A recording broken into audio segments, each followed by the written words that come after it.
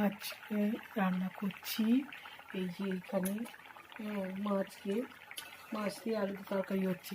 প্রথমে মাছটাকে ভেজে নিলাম, তারপরে মাছটাকে তুলে নিলাম, তারপরে কড়াইতে জিরে ফোড়ন, লঙ্কা ফোড়ন, তেজপাতা, একটু পেঁয়াজ, একটু আদা, রসুন, টমেটো সব রকম দিয়ে দিলাম, দিয়ে একটু ভালো করে কষে নিলাম।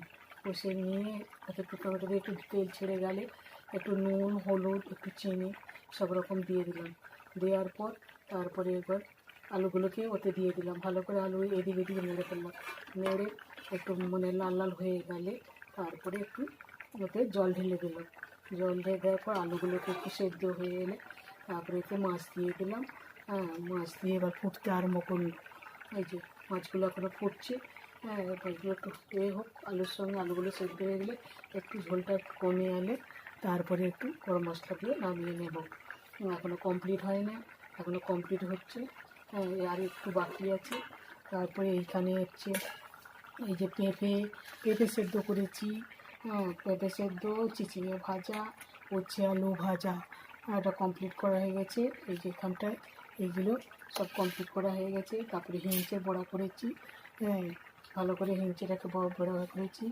হিংচেটাকে ভালো করে ছাড়িয়ে নিয়ে বেটে মসুর ডাল দিয়ে বড়া করেছি। হিংচেটাকেও ভালো করে নুন হলুদ দিয়ে ভেজে নিয়েছি। এবার আমটাকে চাটনি করছি।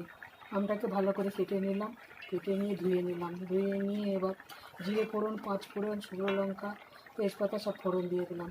ফোড়ন দেওয়ার পর তারপর এবার আমগুলোকে ধুয়ে নেওয়ার পর একটু জল ঝরে গেলে তারপরে একটু আমটাকে নেড়ে দিলাম, এদিক ওদিক নেড়ে দিলাম।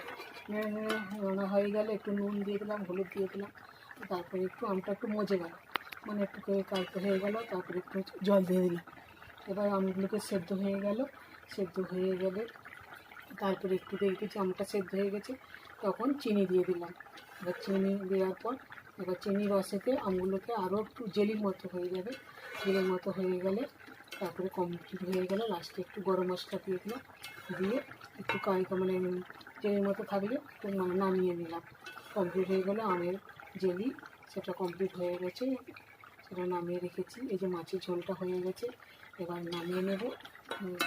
কমপ্লিট হয়ে গেছে মাছের ঝোলটা, রান্না সব কমপ্লিট, একবারে সব কমপ্লিট হয়ে গেল।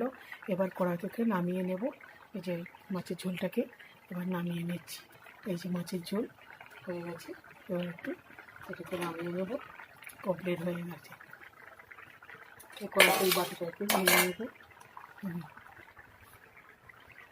এটা হয়ে গেছে, এবার নামিয়ে নিচ্ছি।